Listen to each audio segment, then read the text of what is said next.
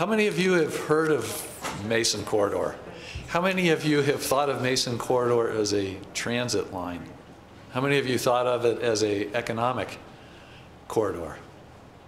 Good, good. Well, it's good that a lot of people are getting that message. You know, for the Mason Corridor has really been under planning stages. The actual transit component of it, which we call the Mason Express, has been under planning for about 10 years. And it's been quite a challenge to get through it. And the exciting part is not only in March of this year, we finally got the documents signed by Burlington Northern. And that was like a huge event. And we've got FTA funding now, which actually, through the funding that's been put in place for Mason, we have the budget for the project now is $87 million. So that really represents the largest single infrastructure project that the city of Fort Collins has undertaken. And it's quite a challenge. And as we look forward to it, I think there's a lot of excitement about it. And I get very excited about the potential of it as an economic generator. Mason's a mixed-use opportunity. You know, as we begin to look at Mason, we think about it not as just a transit line, but as an economic corridor. And I think over time we will see a lot of benefits that will come from the Mason Corridor and the Max Express. Just a few hundred feet from here, over at the corner of Prospect and the tracks, is where the BRT will be put in place. And that should be in place and operational in spring of 2014. So we're really excited about seeing that happen. And you'll be able to get on that transit line and go top to bottom in about a 15-minute period. The actual transit itself will have what we call 10-minute headways, which will be similar to 16th Street Mall down in Denver. So pretty exciting. If we think about Mason as an economic health initiative, I think it's a pretty exciting opportunity. When you look at the potential for it, it's an interesting one because it plays in a lot of different manners in both a economic strategy and it's also sustainability strategy. And I'll talk a little bit more about that in just a second. But it's been in the planning stages for many years, and some preliminary construction, if you go along, say, downtown area today along Mason, you'll see some cones up, and they've actually, the engineering department has started some preliminary utility relocates. We really expect the construction to ramp up pretty strongly in 2012. In 2013, it'll be fully engaged, actually be pretty close to operational by the end of 2013. But we've got a little buffer in there, and we'd like to open it in the spring so it's a little bit stronger startup. So just for orientation purposes, on the very right edge of your screen here, and I know you can't read this from the back, but that's really Mountain Avenue that's showing up right there. And on the left is Harmony Road, and then immediately south of that is the South Transit Center. The South Transit Center will actually be under construction starting in January, and roughly a year-long construction project, which is a little bit being treated as a separate project, but the actual corridor itself will begin and start being developed over the next couple of years, but there will be stops along the way. We have a number of stops. There will be one at Harmony, Troutman Parkway, Horsetooth, and then we'll have one at Swallow, Drake, Bay Farm, the Bay Farm one. Anybody know what the Bay Farm one is? Okay, we're going to rename it because it's hard to tell where it is. That'll actually be where Whole Foods is. There's the Natural Resource Conservation Center that's right across the tracks there, and so there will be a location which will be right here, and that'll actually be the only above-grade crossing that we'll be creating. And then also at Prospect University, the university stop we expect will be a bigger stop, and CSU sees a lot of student use with that. And then Laurel, Mulberry, Olive, and Mountain Avenue. So each one of those will represent a stop, and as I said, you'll be able to go to one of the transit stops there and you'll be able to see a sign that has the arrival time predictions on it, so it'll be a digital sign that tracks through GPS the buses, so you'll know when the next vehicle will be arriving. It also has preferred signaling, so as it moves north and south, when it comes to an intersection, it'll get a preferred green. So that means that the transit along this will be much quicker. So with Fort Collins outward growth almost complete, because we do have a fixed growth boundary, we have to look to our interior sections of town to redevelop and to revitalize. We created the Midtown Plan several years ago, which was an economic redevelopment plan.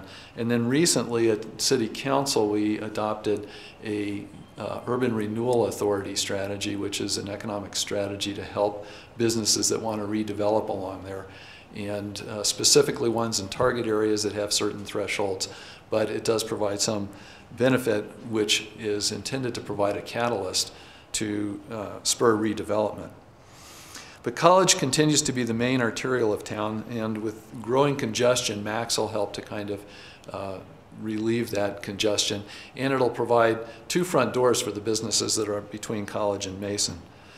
And with Greenfield almost done, as we start looking well out in advance and we start looking 30, 40, 50 years out in front, having redevelopment strategies that encourage density and encourage redevelopment of our core area, that's the area that we think will revitalize the most and have the greatest potential for us. Let me talk for just a second about the corridor as a sustainable strategy. One of the things that is the most impactful in terms of carbon emissions and greenhouse gases is the continuing sprawl, suburban sprawl, where we continue to go into greenfield development, and every time you do that, you have to build roads, you have to provide emergency services, water, sewer, and then people have to drive farther to get to work. So that has a direct correlation with our energy use and carbon emissions. And so as an infill strategy, Max really represents, and the Mason Corridor represents, an opportunity for mixed-use development. Specifically, that means having some residential along the corridor, creating what is very important to us is a vibrant urban mix of uses, so that if you've been in any of those little great places in Portland or other urban places where it has this really great loft community, best way I think of it is if you think about Lodo in Denver, and that area, it's become this kind of vital area. That's what we see for the future along the Mason Corridor. Working together with the existing businesses and new businesses to kind of create 3- and 4-story buildings and make a vital promenade activity along the corridor so that it's both pedestrian and vehicular. We will continue to provide that vehicular access along there as well, but in addition, you'll have multi-options in which to move, and we will encourage high-quality architecture, much as you see here. This is Larimer Square in downtown Denver, and we really kind of envision a quality that's much like this.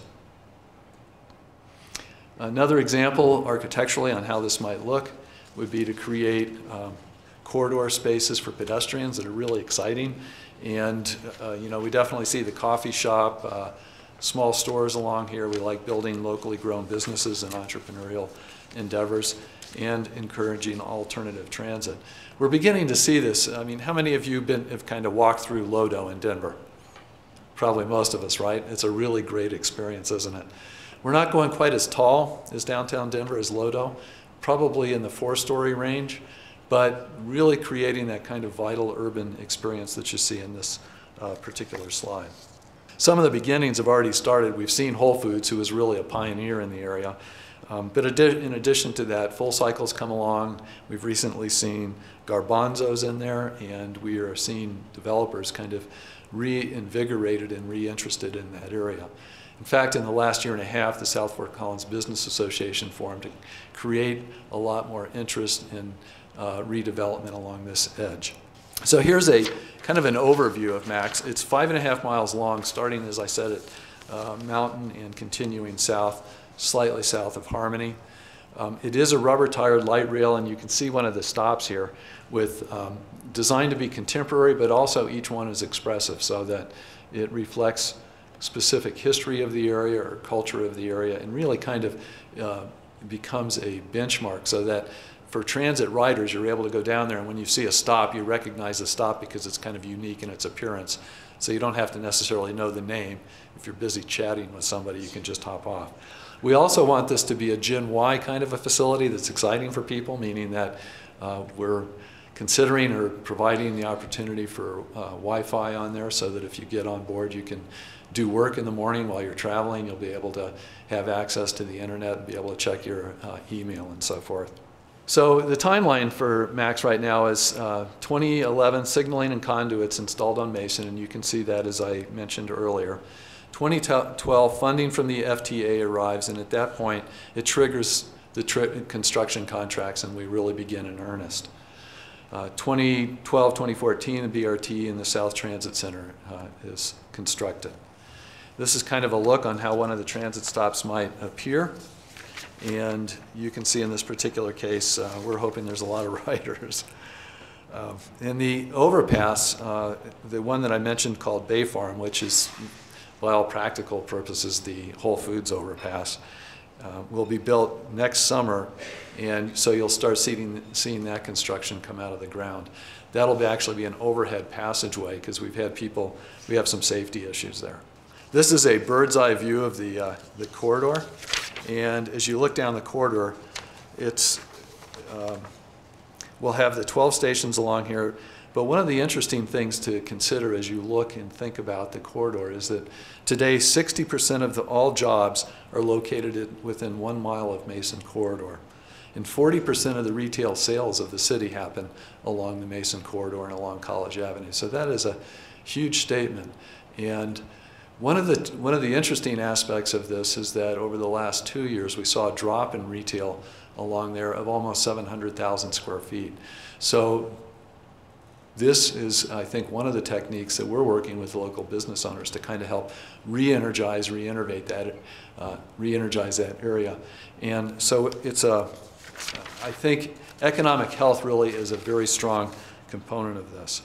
The project that you see here is called the Commons. These are just some visual simulations. This was approved at City Council a couple of weeks ago.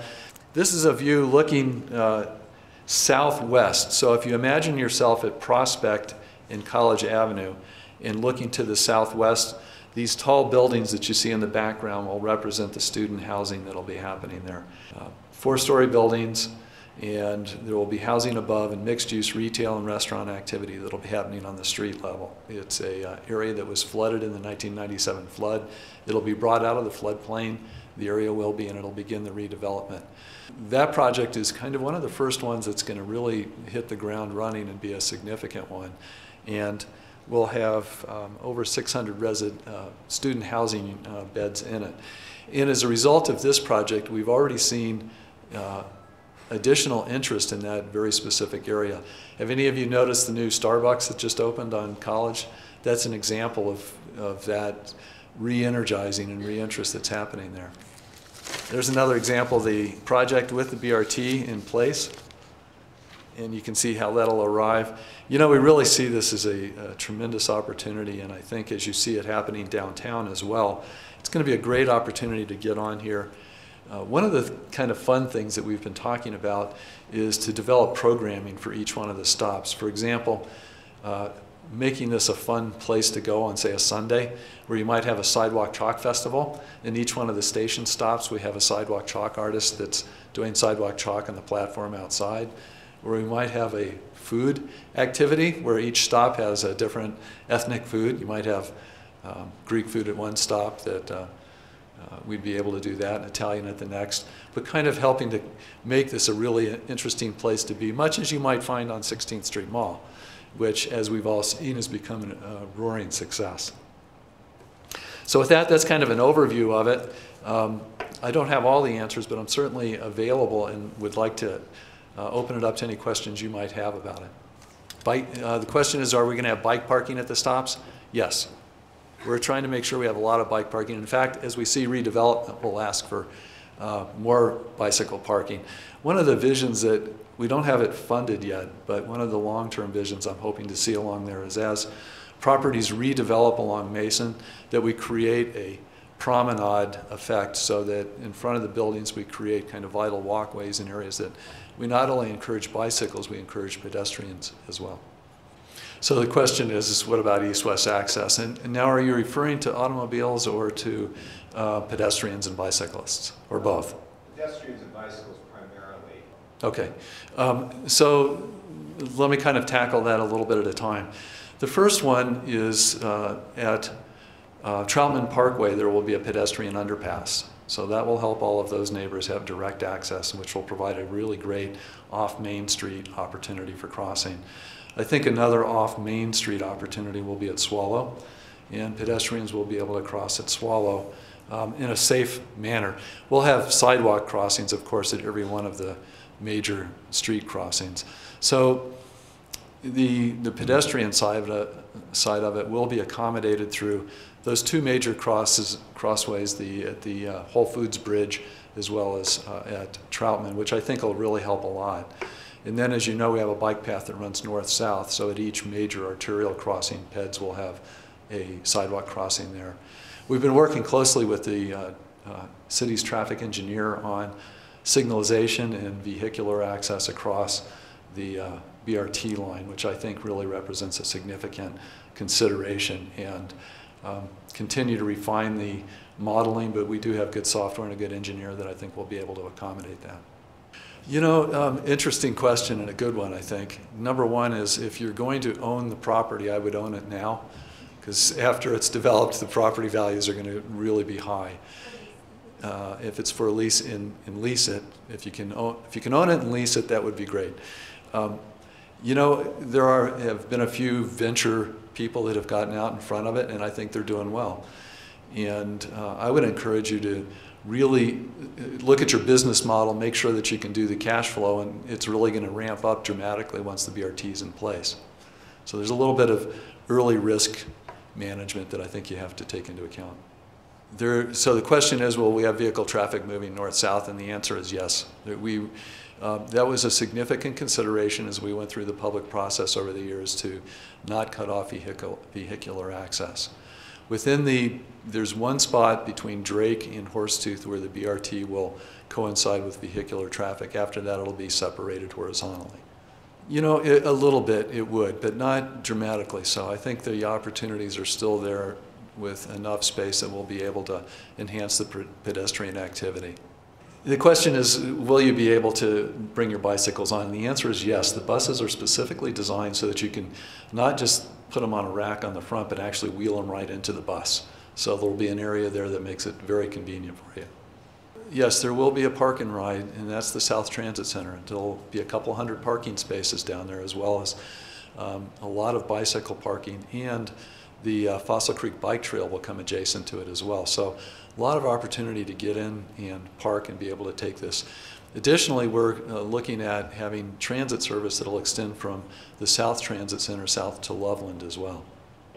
Oh, we wish the trains would go away. We desperately wish the trains would go away, but they won't. One of the reasons this has taken 10 years to get in place is the very difficult side of getting the railroads to go along with this happening next to the tracks. So we continue to work with the railroad, and they've been very good to work with over the years, and we're happy to have reached agreement with them, but they will both continue to operate. You know, if I can come back, there's one other thing I really want to talk about, and it'll just take me a minute, but to think about the long term for Mason, it's really the first step in a longer transportation transport master plan. And the long-range projection is that over time we would have, this is called an enhanced travel corridor. Over time we would have the transit lines begin to come east-west down all of the arterials. So rather than the routes that they have today, we would implement a new system that makes it much more convenient to get on at remote locations, take a bus directly to the BRT, and then go straight downtown or to the south end of the community. So the other thing is another enhanced travel corridor, which is similar to this. A couple of other ones is Timberline and Harmony Road, so that as we gain success over the years, we'll begin to develop an overall true grid transit system that I think will become very, very convenient for users. So thank you very much. Appreciate your time this morning.